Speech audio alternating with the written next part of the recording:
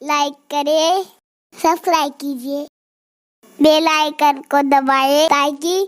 ہماری ویڈیو سب سے پہلے آپ کے پاس پہنچ سکے۔ یہ بات میں پہلے آپ کو وضاحت کے ساتھ بتا دوں کہ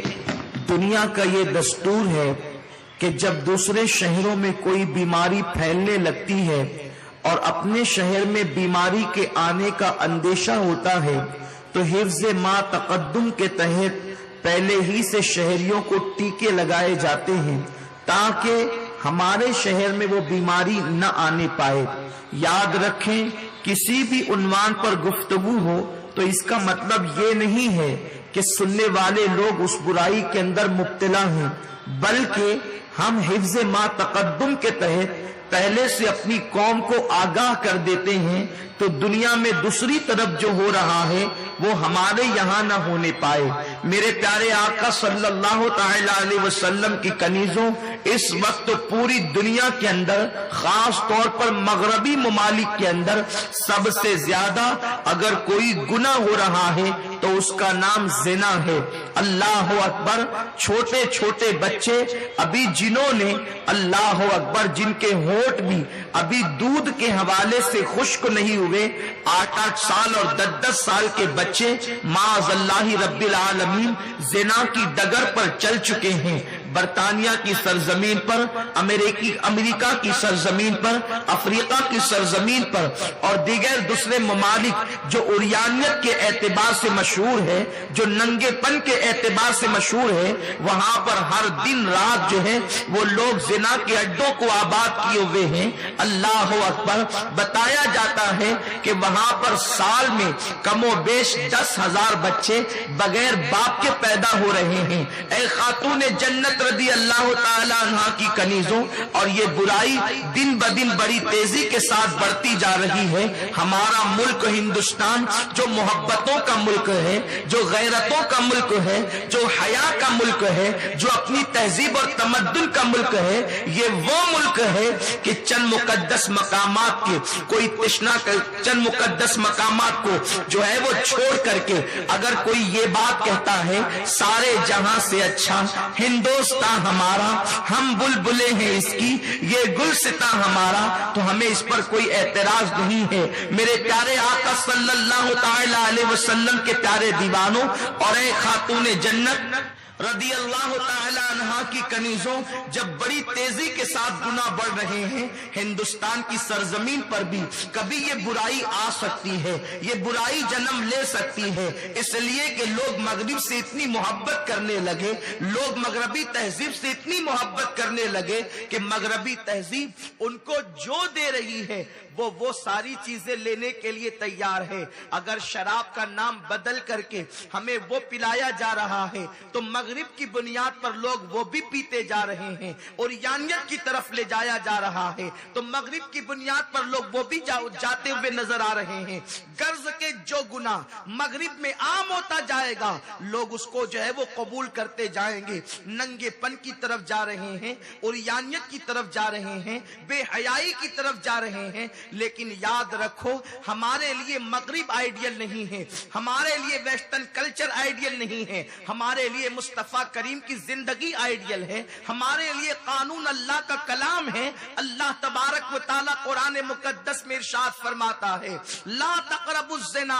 زنا کے قریب بھی مت جاؤ۔ زنا کرنا تو دور کی بات ہے، میرے رب نے فرمایا زنا کے قریب بھی مت جاؤ، اس لیے کہ زنا کیا ہے؟ اللہ پاک ارشاد فرماتا ہے، انہو کانا فاحشۃ وساء سبیلا، کہ یہ تو بہت برا راستہ ہے، یہ تو فحش چیز ہے، یہ تو گندی چیز ہے۔ اللہ اکبر! زنا کیا ہے؟ میرے پیارے آقا صلی اللہ علیہ وسلم کے دیوانوں اور ایک خاتون جنت کی کنیزوں، انسان اگر کوئی گناہ کرتا ہے اس کے گناہ کے حوالے سے اللہ تبارک و تعالی کریم و رحیم ہے۔ بعض گناہ ایسے ہیں جو بغیر توبہ کے میرا مولا خود ہی معاف فرما دیتا ہے، لیکن بعض گناہ ایسے بھی ہیں کہ جن کو اللہ تبارک و تعالی توبہ کے بعد معاف کرتا ہے۔ بعض گناہ ایسے ہیں جن کو معاف نہیں کیا جاتا بلکہ اس کی سزا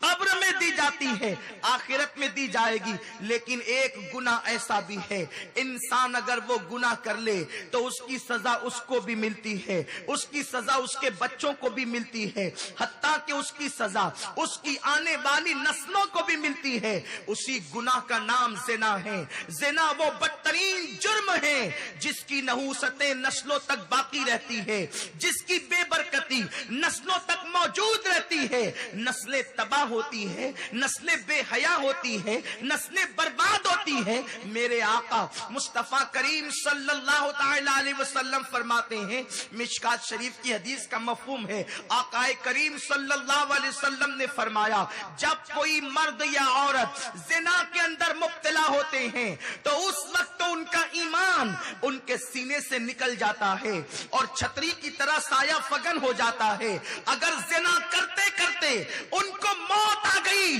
تو وہ اسی بے ایمانی کی موت مرتے ہیں۔ زمین رب کی بارگاہ میں چیخ چیخ کر کہتی ہے، اے اللہ یہ زنا کرنے والے مجھ پر زنا کر رہے ہیں، تو مجھے اتنی قوت عطا کر دے تاکہ میں دو حصوں میں تقسیم ہو جاؤں اور ان کو اپنے اندر دبوچ لوں۔ زنا کرنے کی بنیاد پر انسان کے چہرے کا نور چھین لیا جاتا ہے، زنا کی وجہ سے روزی سے برکت اٹھا لی جاتی ہے، زنا کی وجہ سے عمر کم کر دی جاتی ہے، زنا کی وجہ سے مہلک امراض میں مبتلا کر دیا جاتا ہے، زنا کی وجہ سے مومنوں کے دلوں سے محبت نکال دی جاتی ہے، زنا کی وجہ سے بے برکتی گھر کو دیکھ لیتی ہے۔ میرے پیارے آقا صلی اللہ علیہ وسلم کی کنیزوں، اسی لیے میرے رسول نے فرمایا اللہ کا قانون بھی ہے کہ اللہ اکبر، اگر کوئی شادی شدہ مرد یا عورت زنا کریں اور اسلامی ملک کے اندر اگر وہ ثابت ہو جائے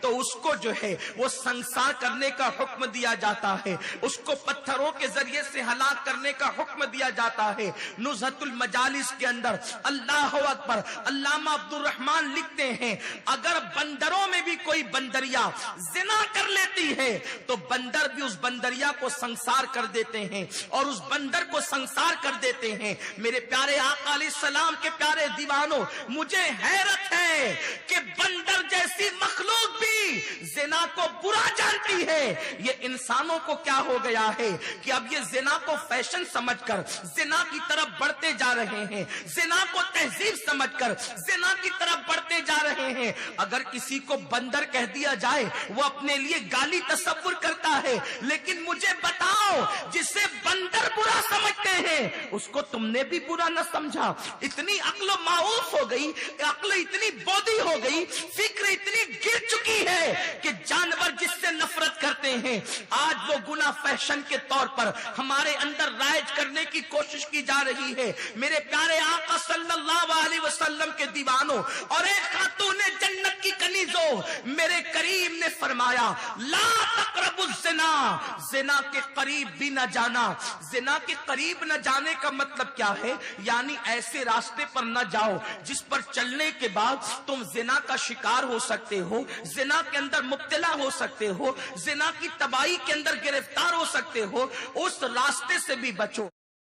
کمنٹ شیئر ضرور کریے۔